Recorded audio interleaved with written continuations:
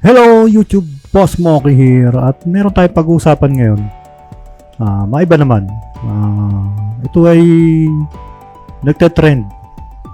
So, nakita ko lang sa YouTube FYP. Tama ba FYP? So ito ay kay Mystica versus Diwata. So mukhang nagkakairingan sila eh. Tingnan natin Tingnan natin kung anong nangyayari dito. Hindi ko na alam kasi puro ghost hunting, scary videos nire-react ko. Wala na ako alam sa nangyayari. So, tingnan natin ito. Let's go. Naman tayo mga anak. Gusto ko lang ipagpatuloy talaga ko na yung inumpisahan ko tungkol kay Diwata, di ba? I'm so glad na maraming sumasang-ayon sa akin.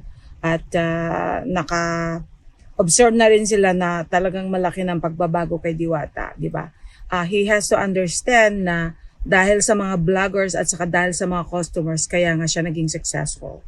Dahil kung ang binibigyan na lang niya ngayon ng importansya at hindi ko alam kung ano issue dito, pero tingnan natin yung title Mystica, dirin-dirisan nilalangaw na parisan at pagmumukha ni Diwata sa mga nagpapapicture. So, sige, tingnan natin kung anong sinasabi nito. Oras yung mga taong nagbibigay sa kanya ng kung ano-ano, libo-libo o kay milyon or whatever, katulad ni Rosmar, hindi na tama, di ba? Ang layunin ko kung bakit ako nagsasalita, dahil ang lagi kong pinapangaral ay yung magsumikap ka, ipakita mo na kaya mo at hindi ka aasa sa tulong ng iba, ganun. And dahil sa mga vloggers at saka dahil sa mga customers, kaya nga siya naging successful. Dahil kung ang binibigyan na lang niya ngayon ng importansya. Yung sa yung sa sinasabi nilang sumikat si Diwata dahil sa mga vloggers. Siguro kalahati nun is dahil siguro sa mga vloggers. Pero ako personally, nakikita ko na yun si Diwata dati pa na TV yan, na balita yan. Tapos nakikita ko na sa Showtime yan na sumasali sa mga Q&A yata yun, tawag doon sa show niya. So, maganda naman talaga istorya ni Diwata kumbaga inspiring siya So, hindi ko lang alam kung ano yung pinagsasabi ni Mystica dito. So, tingnan muna natin bago tayo mag-react. So, ang parang sinasabi niya rito, parang lumalaki na yung ulo ni Diwata. Sa akin, personally, totoo naman. Sa akin yun sa pansin ko, kasi may mga videos din ako na nakikita sa Facebook. So, na dumadaan lang sa wall ko na parang nagsusuplado nga si Diwata. Pero tandaan natin si Diwata is sikat na yan dati pa. Hindi siya sikat hindi siya sikat na sikat, pero may pangalan na siya So, siguro 50% talaga nun is galing doon sa mga vlogger na nagpa-hype doon sa Diwata Paris overload niya. So, may mga nagsasabing hindi naman daw masarap. May nagsasabing napakasarap. Hindi ko alam kung ano totoo kasi hindi pa naman ako nakakatikim niyan.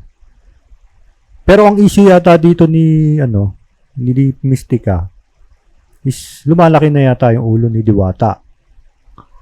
So, tingnan muna natin kung may patunay siya. At oras yung mga taong nagbibigay sa kanya ng kung ano-ano, libo-libo o kay milyon or whatever, katulad ni Rosmar, hindi na tama, di ba? Ang layunin ko kung bakit ako nagsasalita, dahil let's face it naman kasi ano yun kumbaga si Diwata is sobrang sikat na ngayon. So, yung mga business na mga tao, business-minded na tao, strategy, hindi ko mapan. Strategy nila talaga yan, mga business strategy yan na sumakay sila sa trend. Natural naman talaga yun sa mga business minded. So, sa akin, medyo well, anyway, pera naman nila yun. Kaya lang, sa akin, bakit mo bibigyan ng pera yung taong kumikita na? Nagpapasweldo na nga yan eh. Di ba mas may karapat dapat pa para do sa bigay mo? Mas marami pang karapat dapat na bigyan kaysa dun sa taong sumasahod na, nagpapasahod na, kumikita na araw-araw. Ang alam ko binigay ni Rosmar dyan is yung yung container van, tapos kung di ako nagkakamali 5 million ba?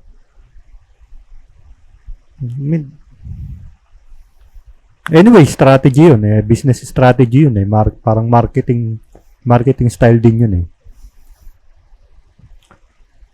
Yung binigay nila na yun, alam ko magiging doble yung balik sa kanila, or kung hindi man maging doble, siguro mga konti lang dahil sa views na ginagawa nun. Kasi nga, sumasakay sila sa trend. Parang yun eh, parang mga advertisement lang yun eh. Kung ano yung trend, sakyan mo lang din. Para panoorin ka rin ng tao. Mga ganun. Parang mga lang. Parang sa teleserye lang ganun. Kung ano yung trend na uso, kung ano yung nauusong gustong-gusto ng mga tao, sumakay ka rin. Gayahin mo rin. O, di ba? So, tingnan natin kung ano pang hinanakit ni Mystica dito. Ang lagi kong pinapangaral ay yung magsumikap ka, ipakita mo na kaya mo at hindi ka aasa sa tulong ng iba, ganun. So, nung una, talagang ako ay talagang humanga dahil pinakita talaga niya, nagsumikap siya from rags to riches. Pagkatapos ngayon, dahil binibigyan na siya ng kung sino-sino, dahil nakikiride on sila sa kanyang popularity, well, I mean, talagang nilulubos-lubos na nila. At dahil dito, napansin natin talaga, hindi lang ako nakapansin, marami na rin. At nakikita ko talaga yung mga proof dyan sa videos, sa YouTube, Facebook, at sa kung saan-saan, social media. Talagang nakita na natin na nagbago na talaga. Lumaki na yung ulo niya, talagang tumaas na yung ere niya. Talagang lumaki na yung hangin sa kanyang hindi na niya naisip na dahil sa mga customers, kaya nga sila pumupunta, dahil gusto nila magpa-picture, gusto nila magpa-video, gusto nilang magpabate, magpa-shoutout or whatever. Yun naman. Tama yun. Tama yung sinasabi. Anyway, sige Mystica kasi, maaring marami sa inyo galit kay Mystica dahil dati naman kasi nang toxic talaga to si Mystica eh. Nanoxic talaga to sa social media dati na alam naman natin na lahat ng issue is si Mystica sinasawsawan yan eh. So, ang tanong lang dito, ang magiging downside ni Mystica dito, ano yung credibility mo para magsalita ng ganyan? Kasi dati ka nga sabihin na natin, dati ka nangupal. Dati ka nangupal sa mga netizen din. Marami din nagalit sa'yo.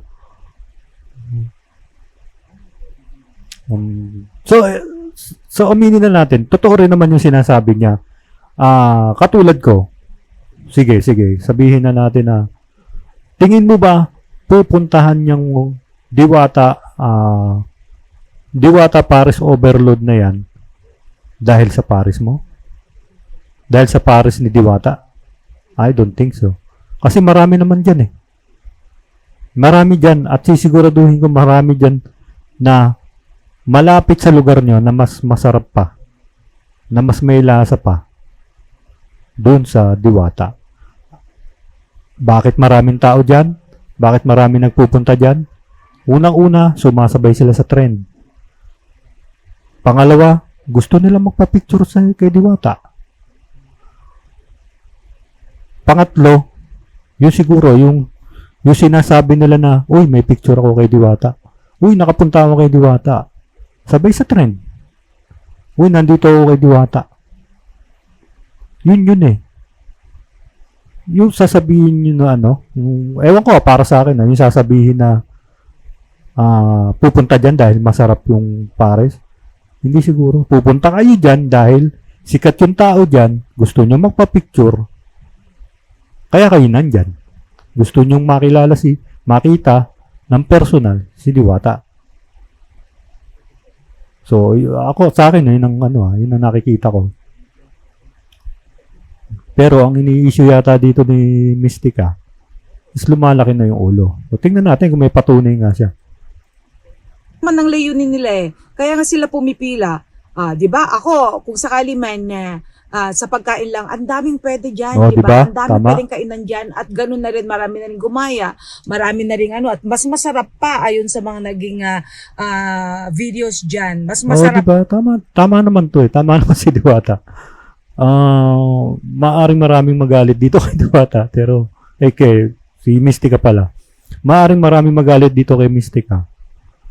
Pero totoo naman, let's face it, na totoo yung sinasabi niya.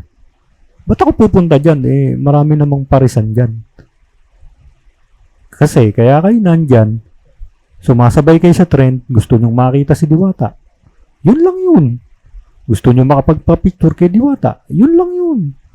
Huwag nyo sasabihin sa amin na dahil masarap. Marami dyan, mas masarap.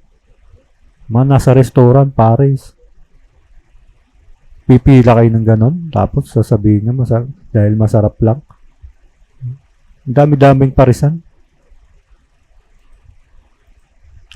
pa talaga. Pero dahil nga sa kanya, pumipila sila dahil curiosity wise. Tama. Dahil gusto rin nila magkaroon ng picture, video with him. Pero ang pinapakita niya ngayon, yung inaasal niya, ay hindi na talaga maganda. Parang nakalimutan na niya na siya ang dahilan kung bakit ang mga to ay pumipila. Hindi sa nilalangaw na mga pares niya or whatever. So yun din ang from the start, yun din napansin ko kasi natural, hindi maiwasan talaga yung may mga lalo na naka-expose. Sinasabi niya nasusuplado na susuplado na si Diwata. Anyway, may nakita naman ako ng mga videos niya na talagang iniisnab na Diwata yung Pero tingnan muna natin yung other side kung bakit siya ganun. Maaaring pagod siya. Maaaring marami siyang ginagawa. Maaaring siguro nai-stress na siya kasi hindi siya makakilos na maayos. Pero celebrity ka na eh. At kung gusto mong umangatan dyan, kung gusto mong umangat palalo at ma-maintain mo yan, tiisin mo yan. Di ba? Tiisin mo yung ganun talaga eh. Kasi yan bago dapat ready ka na dyan eh. Kasi alam mo naman magiging celebrity ka na. Alam mo, hindi, celebrity ka na talaga kasi kilala ka na rin ng lahat eh. Tiisin mo na yan kasi kung gusto mong ma-maintain yung negosyo mo at kung gusto mong ma-maintain ng mga tao na ganyan sa'yo, huwag ka magpapakita na huwag ka magpapakita na nagsusuplado ka. Yun naman personal criticism lang naman yun sa mga nakikita kong videos. Kasi isipin talaga ng ibang tao, isipin talaga ng ibang tao na nagsusuplado ka na. Kahit na medyo masama ang pakiramdam mo, hindi mo na kayang humarap kasi napakasakit na ng ulo mo. Hindi nila maintindihan yun kasi ang gusto nila makapagpa-picture sa'yo. Kaya dapat tiisin mo yun. Kung gusto mong ma-maintain yan, yung kasikatan mo, yung katanyagan mo, yung mga pila-pila na yan. Kasi darating ang araw, kapag ipinagpatuloy niya yung ganyan, na nangiisnab sa mga fans niya, sa mga nagpapakahirap pumunta doon, masilayan lang siya. Darating ang araw, wala nang papansin sa'yo.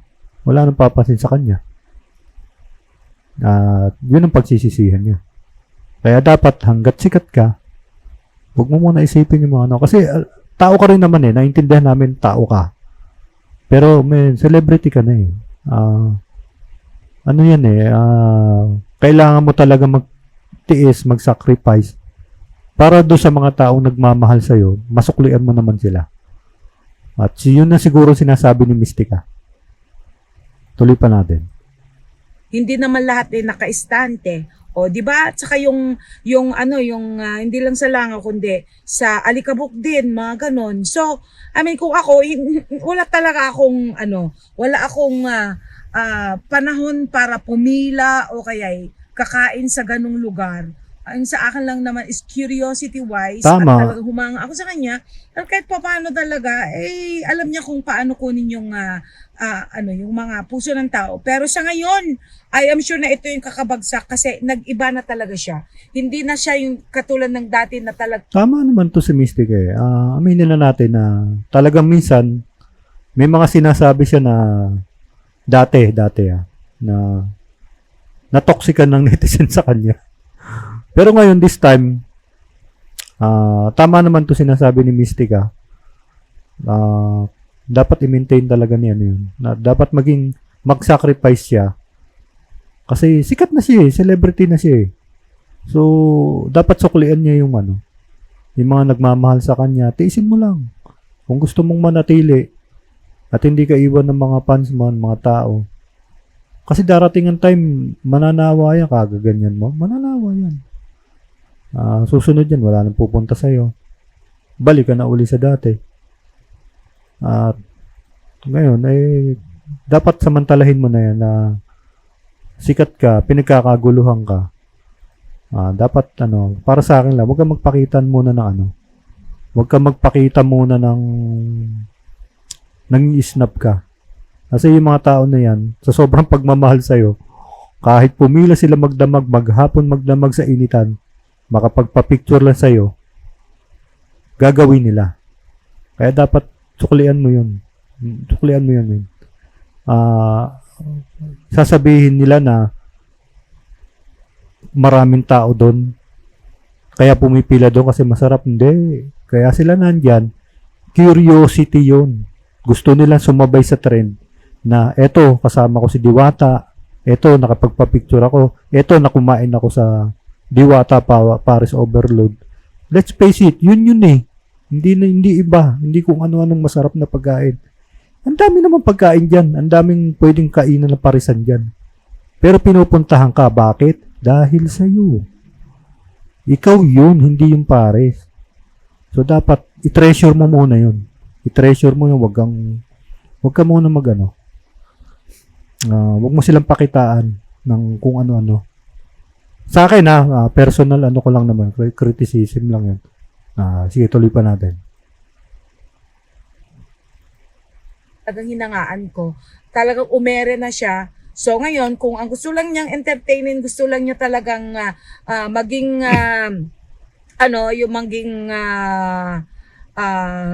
maging tao na talagang may panahon lang siya, yung mga nagbigay sa kanya, well, antayin natin, sila na lang ang maging. Oo nga, napansin ko rin kasi yun na katulad nila, yung mga nagbigay sa kanya, si Rosmar, in-entertain niya. Yung mga nagbibigay sa kanya, sila Wamos, sila Awit, yan, basta may nagbigay sa kanya, mga sikat na vlogger, kahit maghapon siya nakaupo dun, okay lang. Wag ganun. Dapat ituring mo pantay-pantay yan. Magbigay man sa'yo o hindi, dapat harapin mo sila ng maayos. Yun lang naman yung criticism doon. Bahala ka na mag-take doon. Nasa sayo na yun kung paano mo i-take yung mga criticism sa'yo. Pero para sa akin, yung mga criticism sa'yo, i-take mo yun as positive. Huwag mo i-take ng negative. Kung ano yung sinasabi nila, sundin mo lang para mas lalo ka pa umangat. Para wala silang makitang negative sa'yo. Dapat down to earth ka muna. Down to earth ka pa. Kasi possible ka na eh. Huwag mo na sayangin yung pagkakataon na nandiyan ka na. Sana wag lang yung nagbibigay ang pansinin mo. Sana yung mga ano rin, yung mga maliliit nating mga vlogger, yung mga maliliit nating kababayan na gustong-gusto kang makita, na gustong-gustong makasabay sa trend. Kahit pagod ka na, okay lang yan. Sige, picture lang naman. Ganun. Pag tinawag ka, Diwata pa, picture. Okay lang, sige, picture tayo. Kahit na may nararamdaman ka, kahit masakit na yung ulo mo, sige lang, saglit lang naman, pipindutin lang naman yan eh. Di ba? Ganun lang naman yun. So, celebrity ka na eh, kaya dapat tiisin mo na yan. Kung gusto mong ma-maintain yung kasikatan mo, kung gusto mong ma-maintain yung mga tao nagmamahal sa'yo, stay humble ka pa lang. Stay humble ka lang. Customers niya, di ba? Nakalimutan niya na yung number 1 customers niya, itong mga tumatangkilik, yung mga pumipila, Tama. na talagang pinapahiya na niya. Di ba? Ako, kung pinahiya na ako, why do I have to go back? At talagang sasabihin ko, talagang babarahin ko kung anong ginawa sa akin. Hindi yung sasabihin ko pa na, ganito, ganyan. Diyos ko, ipagtatanggol pa. Nakakahiya, di ba? Pinahiya na nga kayo. Pagkatapos ipagtatanggol niyo pa, para sa akin, wala na akong mukha. Ipakita pag ganun. Lalo na kung marami nang kumuha ng video na ganun trato sa akin. Tratuhin niya akong tao. Hindi yung tratuhin niya akong parang gago, tanga. Diba? Ganun lang yun. Tama naman yun.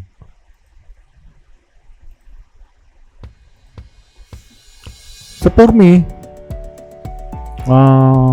kahit sabihin natin na si Mystica is dating nanoksik din yung mga netizen yan eh. Talagang mahilig sa sumausaw sa mga issue, mga viral issue. So, alam naman natin ganun si Mystica. So, for me, for now, nakikita ko naman na tama yung mga sinasabi niya. At napatunayan ko yun kasi minsan nag-scroll ako ng Facebook. May mga insidente na talagang nakita ko yung video na nang i-snub na si Diwata. Para sa amin lang, para sa akin, opinion ko. Kung gusto mo mag-stay sa ganyan, tiisin mo muna. Celebrity ka na eh. Kumbaga, artista ka na eh. Yung mga artista nga, nagtitiis yan eh. Kahit pagod na pagod yan, basta may tumawag sa kanila. Idol, pa-picture. Sure. Kahit antok na yan, pupunta na sa band nila yan. Idol, pa-picture naman. Sure, pa-picture tayo. May mga artistang gano'n na hindi mo makitaan ng down to earth pa rin sila. Kahit na sobrang sikat na sila. At dapat yun ang i-maintain mo, Miss Diwata. Yun lang. Wala naman siguro lang ni Mystica yun. Talagang tripla niya lang talaga magsalita. Pero may point naman siya. Aminin na natin na may point talaga siya. Sana hindi i-take yun ni na as negative ni Diwata. Sana i-take niya yun as positive para mas lalo pa siya mag-improve do sa mga ginagawa niya. So yun, shout out Green-Minded, Ma'am Olivia, Sir RBS, Misteryoso, and Rebig Gamer. So hanggang doon na lang. Maraming salamat. Bye-bye.